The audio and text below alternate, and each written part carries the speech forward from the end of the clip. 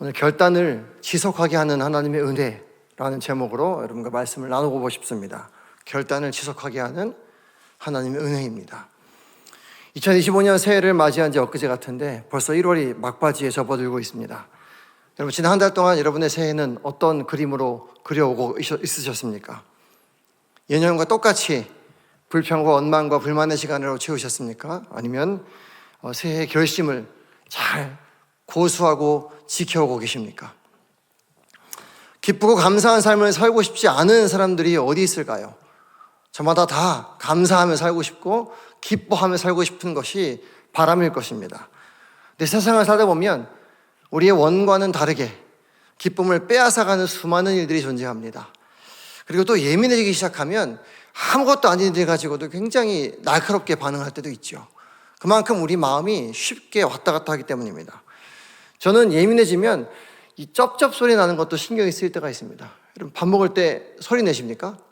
저는 굉장히 예민해지면 이것도 예민해져가지고 자꾸 이렇게 날카롭게 반응하더라고요. 또 어떤 사람은 뉴스를 볼 때마다 꼭 자기 의견을 막 쏟아내는 걸 또 보게 됩니다. 또 어떤 사람은 혼잡한 도로를 운전할 때도 수시로 막 끼어드는 바람에 또 갑자기 마음이 어려워질 때도 꽤 많습니다. 또 어떤 사람은 말을 막 끼어들어서 끊기도 하고요. 사람을 성가시고 피곤하게 하는 상황은 왜 그렇게 많은지 오늘 하루를 살다 보면 밤만 돌아만 봐도 참 쉽지 않은 하루를 보낸 것 같습니다. 여러분들은 어떻게 피곤한 하루를 보내셨습니까? 아니면 수월한 하루를 보내셨습니까? 우리 옆 사람 이렇게 위로하면 좋겠습니다. 오늘 하루도 참 수고 많았습니다. 이런 예상치 못한 여러 상황들과 짜증나는 상황들, 불쾌하고 화나는 상황들이 참 많은데요. 이런 복잡한 세상을 사실은요, 견디는 것만으로도 칭찬할 만하다. 전 이렇게 표현하고 싶습니다. 견디는 것만으로도 참 대견스럽습니다. 근데 이제 말이 쉬워서 견디는 거지, 또 나머지 11달을 견딘다고만 생각을 하니까 벌써부터 한숨이 쉬어지는 것 같아서 참 답답하기 그지없는데요.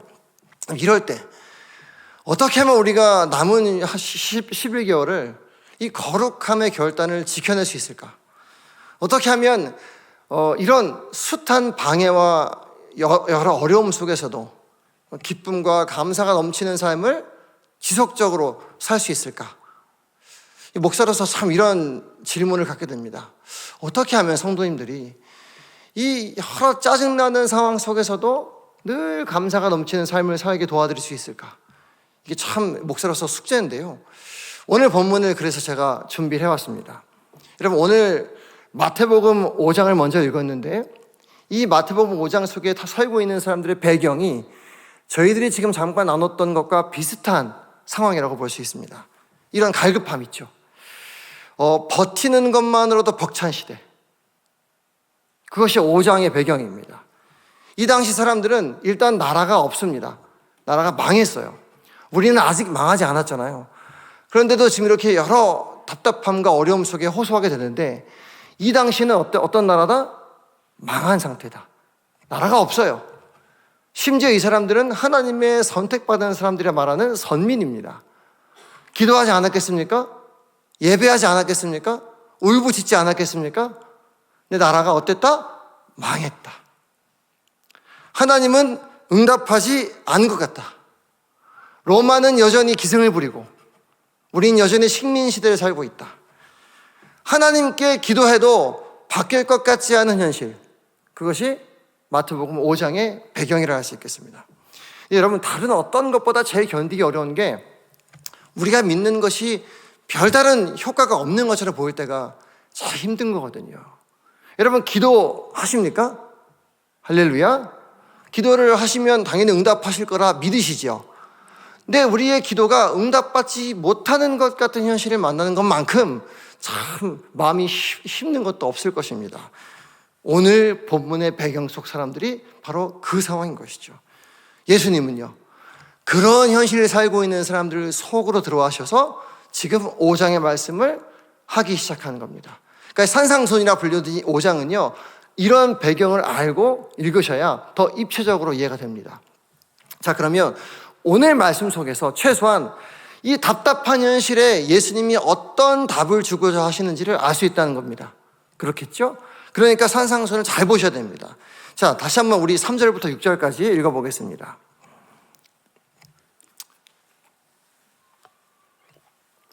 자, 같이 읽어보겠습니다. 시작. 심령이 가난한 자는 복이 있나니 천국이 그들의 것이며, 애통하는 자는 복이 있나니 그들이 위로를 받을 것이며, 온유한 자는 복이 있나니 그들이 땅을 기업으로 받을 것이며, 의에 줄이고 목마른 자는 복이 있나니 그들이 배부를 것이며. 여러분, 우리가 이 구절에 너무 익숙해서 그냥 넘길 수 있는 구절인데요, 잘 한번 생각해 보면 굉장히 특이한 말씀입니다. 제가 방금 배경을 설명드렸기 때문에 이 말씀이 이상하다는 걸 아실 거예요.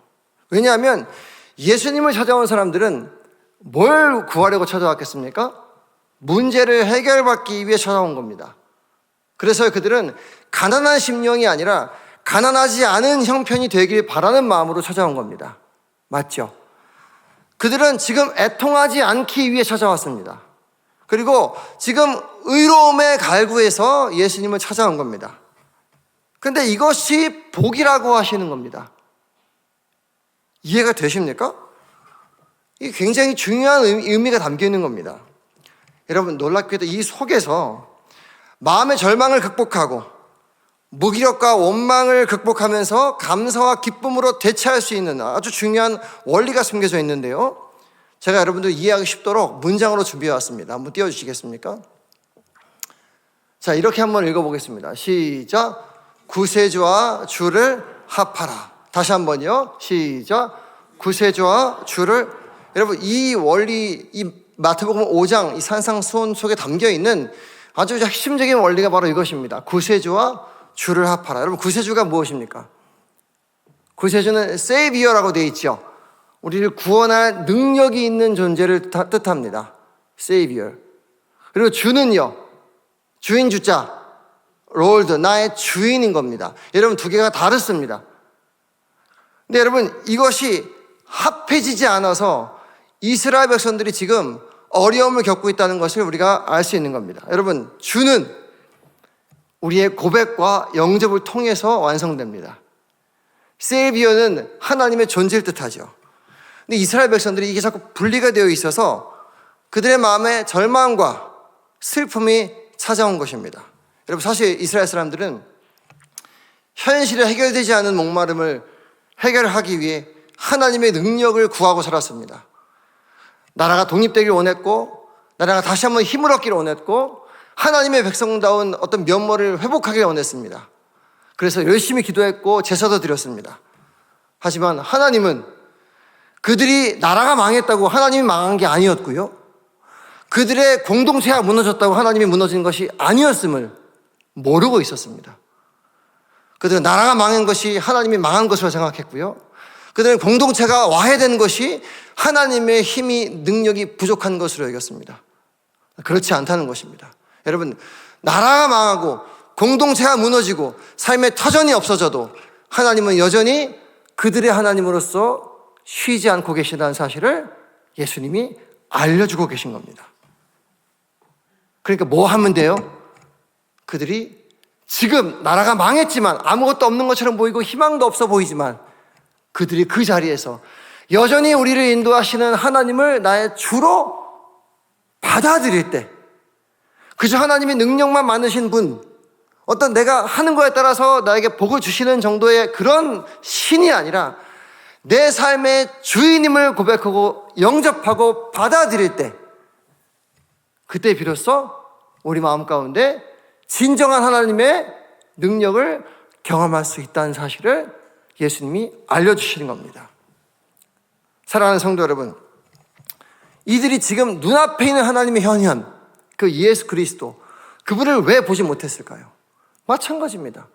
하나님은 그저 멀리 떨어져 계신 분으로만 이해했기 때문입니다.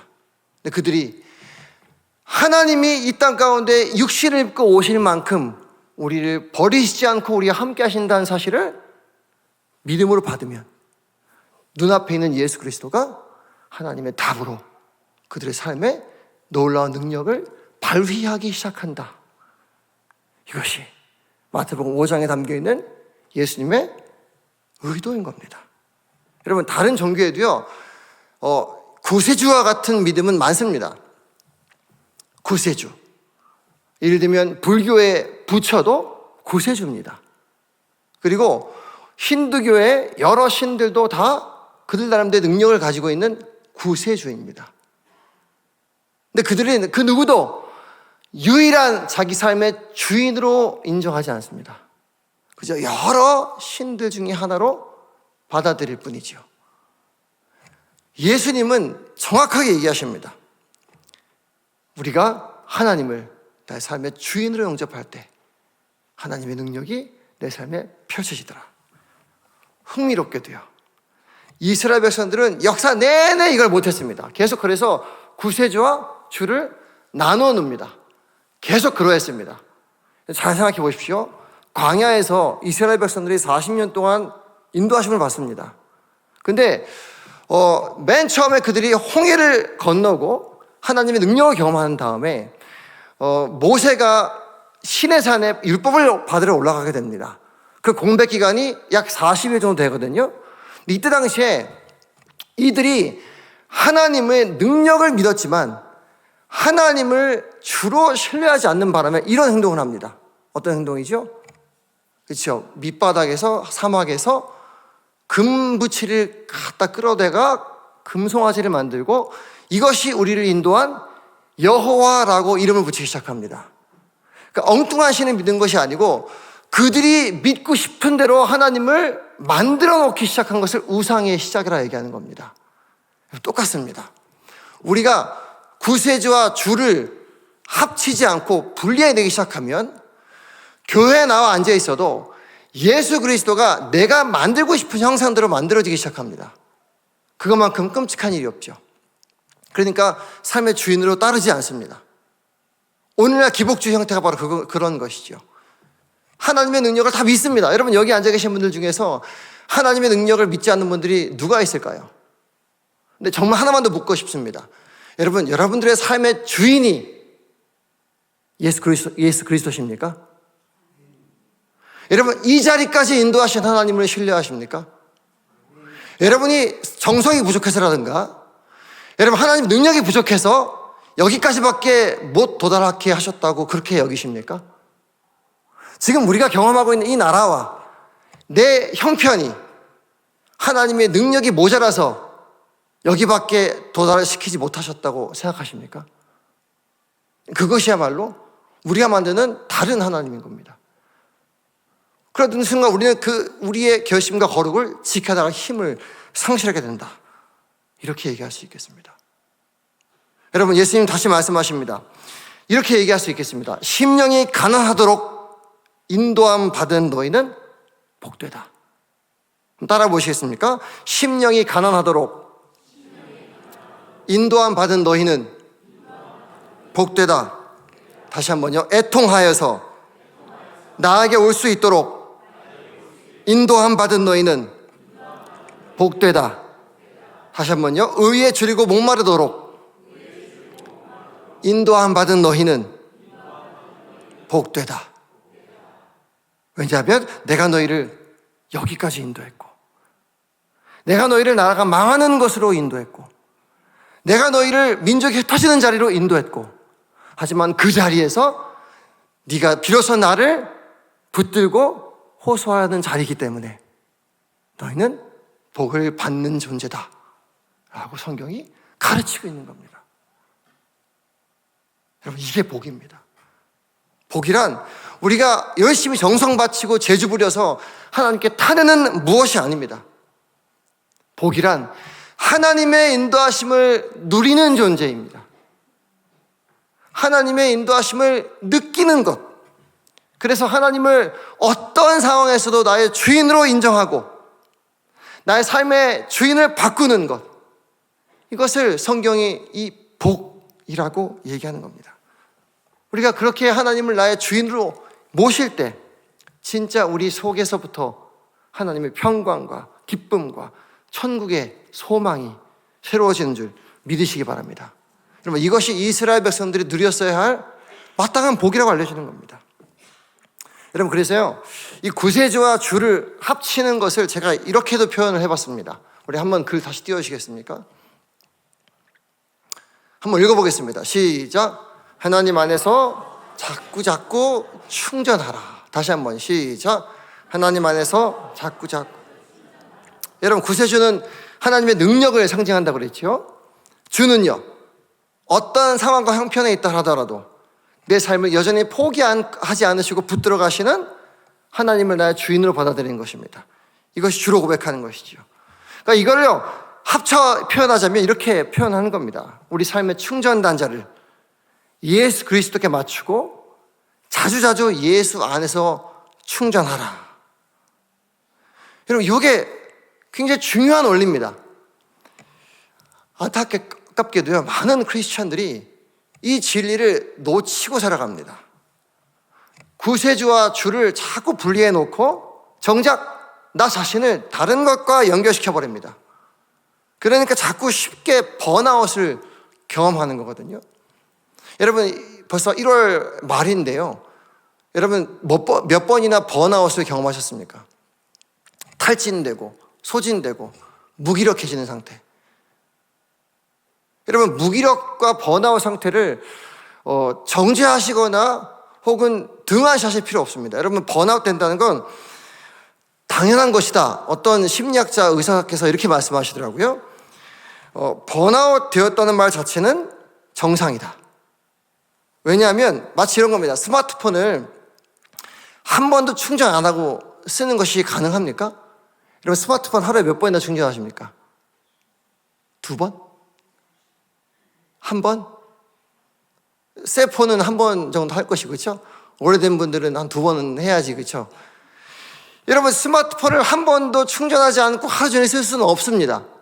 스마트폰을 가만히 두지 않잖아요, 우리가. 계속 이렇게 움직이잖아요, 계속 검색하고. 그럼 배터리가 더 빨리 닳죠. 이게 정상이라는 겁니다. 이거 제가 한 얘기가 아니고 그 유퀴즈에 나온 어떤 의사분께서 그렇게 얘기하시더라고요. 그러니까 번아웃은 질병이 아니고 열심을 내는 사람들이 겪는 당연한 증상이다. 전 너무 공감이 되거든요. 최선을 다했기 때문에 번아웃 되는 것이고 무기력도 오는 겁니다. 그러니까 여러분, 작심삼일도요, 3일 동안 열심히 냈기 때문에 지쳐버리는 거거든요. 그러니까 3일 만에 지쳤다. 근데 왜 우리는 이걸 볼 때마다 자꾸 이거를 정죄를 해요. 그리고 번아웃 되거나 혹은 탈진되는 것, 무기력한 거를 굉장히 좀 스스로를 못 견뎌하는 성향이 있습니다. 특히 크리스천들은 아휴, 내가 뭐 그렇지. 에휴, 난 안 되나 봐. 또 그렇지 뭐 내가 뭐. 이런 식으로 해석하다가 또 어디까지 가냐면, 아니, 하나님이 나한테 힘을 안 주시니까 아무래도 난 하나님이 덜 사랑하시나 봐. 내가 기도를 덜 해서 그런가? 이렇게 간단 말이에요. 그럴 필요가 없단 말입니다. 여러분, 결심이 흔들리고 번아웃 되면 충전이 필요하다는 사인으로 들으시기 바랍니다. 따라해 보겠습니다. 번아웃 되거나 무기력해질 때 뭐가 필요하다? 충전이 필요하다는 겁니다. 이럴 때 우리가 영적 단자를 충전을 해줘야 되는 겁니다. 어떻게 해요? 방금 제가 원리 설명드린 겁니다. 우리를 채울 수 있는 충전, 그게 필요한데 이것도 엉뚱한 단자에 꽂으면 안 되잖아요. 아이폰에 맞는 단자를 꽂아야지 제대로 충전이 됩니다. 맞죠? 규격에 맞지 않는 걸 꽂으면 안 됩니다. 얼마 전에 제가 담임 목사님이 이제 충전 보조 배터리를 하나 얻으셔가지고 왜 안 껴지냐고 가봐서 잠깐 껴봤어요. 근데 C타입인데 왜 안 되지 보니까 목사님은 옛날 폰입니다. 단자가 안 맞으니까 충전이 안 되는 거예요. 그래서 생각이 들었죠.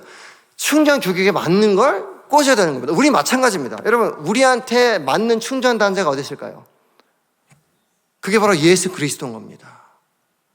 우리를 만드시고 우리를 지으신 하나님께서 우리를 채우실 수 있는 유일한 충전 단자인 예수 그리스도를 주셨는데, 엉뚱하게도 예수 그리스도를 주로 고백하는 이 충전 단자를 꼽는 행위를 하지 않다 보니까 자꾸 엉뚱한 것으로 충전을 하려고 한단 말입니다. 여기서부터 번아웃이 지속되는 겁니다. 다시 한번 우리 띄우시겠습니까? 구세주와 주를 합하라. 다시 한번 읽어보겠습니다. 이게 바로 우리 영적 충전 단자를 꼽는 행위입니다. 읽어보겠습니다. 시작. 구세주와 주를 합하라. 할렐루야. 여러분, 구세주와 주를 합하라. 이 관점으로 오늘 본문을 다시 보면 주님은 이 영적 충전 단자를 자주자주 연결할 수 있는 자리로 인도하고 계신 겁니다. 그러니까 심령이 가난한 상태를 허락하셔요.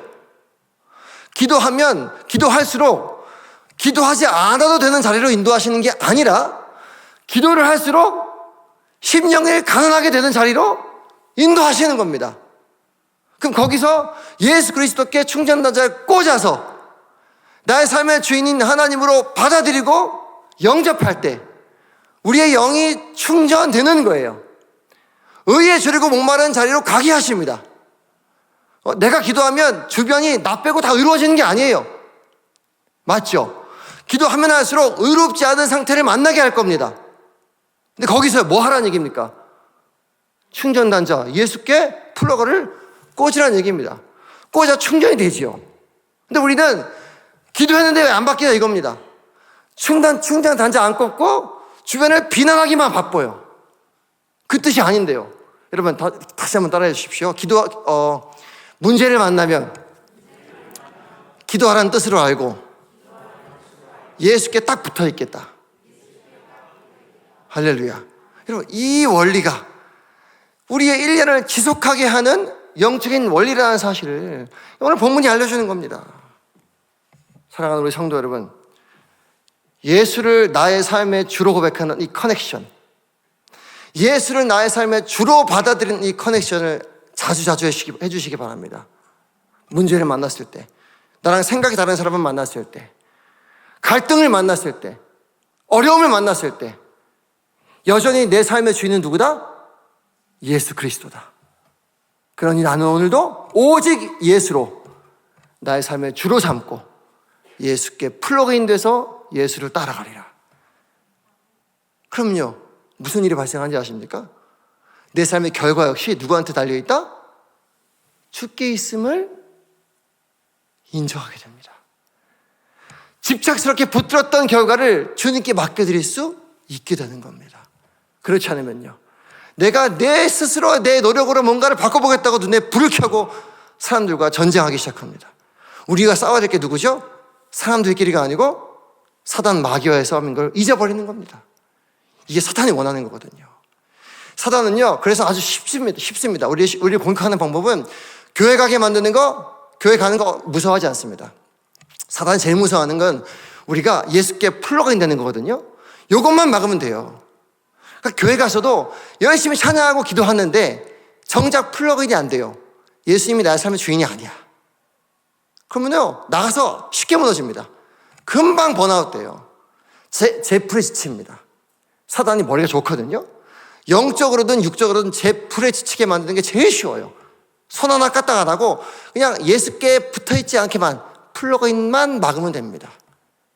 그러면서 여러분, 사단의 공격을 어떻게 분별하시겠습니까? 여러분의 플러그인은 어디에 꽂혀 있습니까? 여러분, 고린도후서 6장 1절, 그래서 제가 읽은 겁니다. 우리 읽어보겠습니다. 고린도후서 6장 1절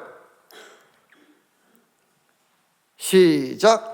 우리가 하나님과 함께 일하는 자로서 너희를 권하노니 하나님의 은혜를, 자, 은혜를 헛되이 받지 말라. 은혜를 못 받는 게 아닙니다.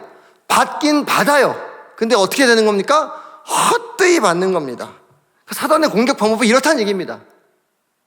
은혜의 자리로 가되 은혜를 헛되이 받게 하는 거죠. 말씀을 듣되 은혜를 헛되이 받는 겁니다. 무슨 얘기입니까? 예수께 플러그인만 막으면 되는 거죠. 그러니까 이 당시 어떤 일이 있었냐면 고린도 교회가 교회에 열심히 나와요. 은사도 받아요. 근데 예수 그리스도께 플러그인만 막아놓으니까 지들끼리 싸우는 거야. 이게 고린도 후서의 배경이었습니다. 아주 골 때리죠. 아주 쉬운 겁니다. 그러니까 헛되이 받지 마. 그래서 2절 한번 봅시다. 2절 시작. 이르시되 내가 은혜 베풀 때 너에게 듣고 구원의 날에 너를 도왔다 하셨으니 보라 지금은 은혜 받을 만한 때요, 보라 지금은 구원의 날이라. 이게 무슨 얘기냐면요, 은혜 받을 만한 때가 지금입니다. 방점이 지금 은혜 있어요. 지금 은혜. 지금 하나님의 은혜를 예수 그리스도께 플러그인 돼서 온전히 그리스도를 주로 삼고 하나님의 은혜를 누려야 하는데 자꾸 예수님을 주로 삼는 이 플러그인을 나중으로 미뤄두는 겁니다.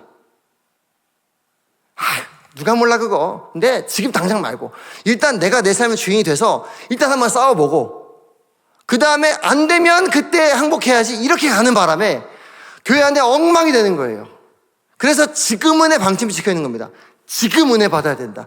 지금 플러그인 해야 된다. 이게 고린도 후서 6장의 내용입니다.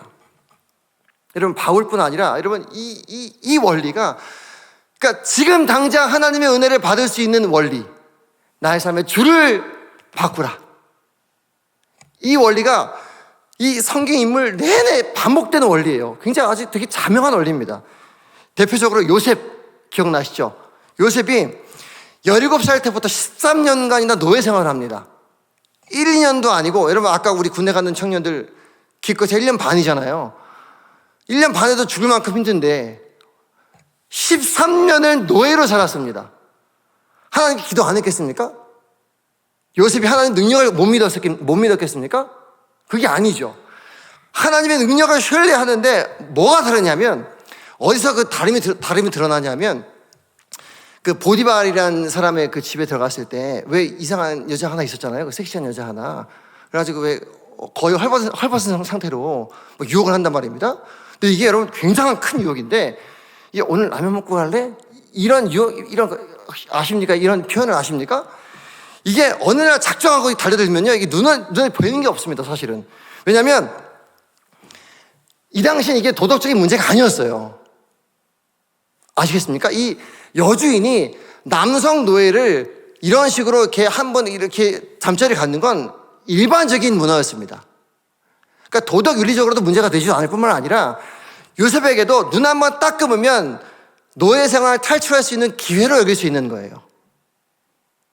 아니 보세요. 10년간 고생했어요. 기도했다고요. 근데 갑자기 어느 날 여주인이 나타나서 자기 유혹하네? 하나님 응답인데 이거? 이럴 수 있는 거 아닙니까? 근데 여기서 요셉이 뭐라고 고백하냐면 39장 9절 이렇게 고백합니다. 자, 39장 9절. 창세기 39장 9절.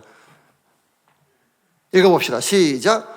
이 집에는 나보다 큰 이가 없으며 주인이 아무것도 내게 금하지 아니하였어도 금한 것은 당신뿐이니 당신은 그의 아내임이라. 그런즉 내가 어찌 이 큰 악을 행하여 누구한테?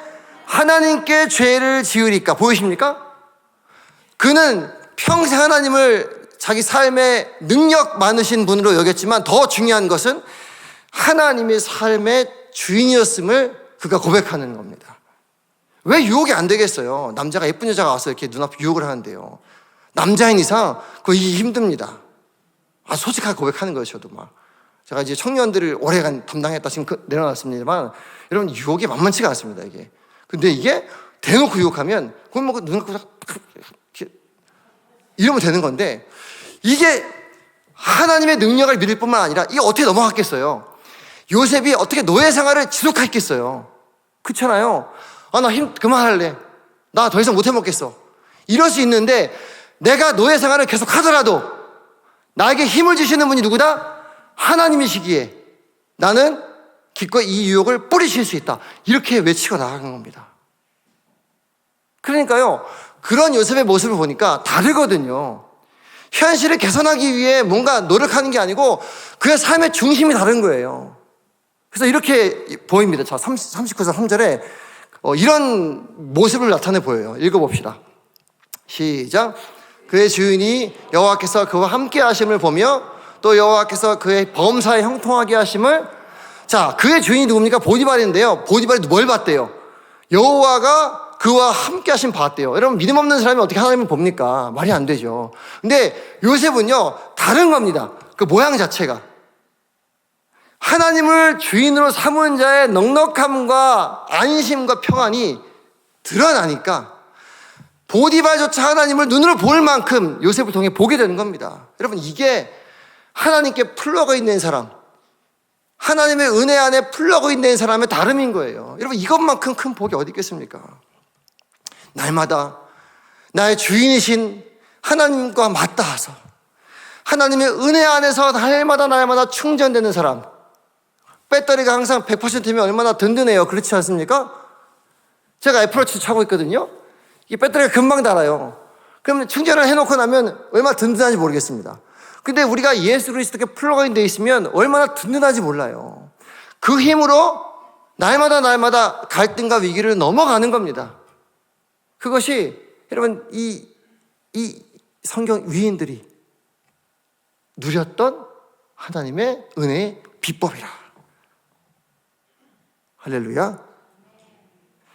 사랑하는 우리 성도 여러분, 어떤 목사님이요, 이제 24살에 운전면허를 따고 나서 6개월 만에 초보 운전인데도 막 멀리 여행을 혼자 갔대요. 반대에도 불구하고. 그러다 큰 사고가 난 겁니다. 다행히 몸은 멀쩡해가지고 사고 뒤수습을 하고 머리가 너무 아파가지고 미용실에 갔답니다. 근데 머리가 아픈데 왜 미용실에 간지 모르겠습니다만, 머리가 아픈데 이제 어쨌든 미용실에 가가지고 거기에서 이제 딱 들어갔는데 웬 경상도 아주머니 목소리가 들리더래요. 왔나? 저기 엄마인 거예요. 엄마는 이제 머리를 뽑고 있었으니까 이렇게 이러고 있었으니까 사람이 안 보이잖아요. 근데 목소리만 듣고도 안 거예요. 그래서 왔나? 이제 아들이 네 맞습니다. 근데 엄마는 이제 목소리만 들어도 뭔 일인지 알잖아요. 여러분 다 그렇지 않습니까? 자식들 목소리만 들어도 뭔 일인지 아시죠? 그런 거거든요. 근데 머리 펌하고 있는지 이제 엄마가 무슨 일 있나? 아니 별일은 아니고. 왜 뭔데? 차 사고 났어요. 보통 이러면 아이고 내가 그럴 줄 알았다. 내가 그러니까 자식이 조심하라고 했나 안 했나 이럴 것 같잖아요. 근데 어머니가 뭐라 하시냐면 아이고 언니 괜찮나? 많이 놀랐겠네. 예 괜찮습니다. 사람 안 다쳤고 예 아이고 하나님 감사하네. 차 뭐 고치면 되는 기고 우리 아들 괜찮고 사람 안 다쳤으면 됐다 마. 그때 이 목사님의 눈에 비친 엄마는 그 작은 체구에도 불구하고 태산보다 커 보이더랍니다. 세상에 소망 없는 부모들 얼마나 많아요. 교회를 다녀도 그리스도가 주인이 아닌 부모들이 얼마나 많아요. 그러니까 이 눈에 불을 켜고 그냥 집착스러운 부모들도 엄청 많거든요. 근데 이 조바심과 세상에 대한 두려움이 아니라 하나님에 대한 신뢰로 가득 차 있는 이 엄마의 이 넉넉함이 이 아들 목사님의 눈에는 다르게 보인 거예요. 그러니까 그 노래 있죠. 내 인생은 나의 것. 근데 이 목사님이 이 사건 이후에 노래가 바뀌었답니다. 내 인생은 주의 것. 그렇게 이 목사님이 뭘 배웠냐면 날마다 주님께 충전되는 사람의 이 영혼의 크기가, 마음의 크기가 이렇게 다를 수 있구나를 깨닫게 된 겁니다. 사랑하는 성도 여러분, 2025년 누구보다 열심히 사실 것이라 생각합니다. 그래서 더 자주 번아웃 되실 수 있고 더 자주 무기력함에 빠지실 수도 있습니다. 여러분 그때 기억하십시오. 하나님께서 우리를 가난한 심령의 자리로 인도하고 계시다는 사실을 기억하십시오. 거기서 나를 살리셨을 뿐 아니라 나의 삶을 복되게 하시고 나를 푸른 초장 맑은 물가로 인도하시는 주님으로 인정하고 선포하고 영접할 때 우리는 그 하나님의 은혜 안에서 충전될 것입니다. 내 인생 그렇게 되면 내가 주인 돼서 뭘 더 줄일까?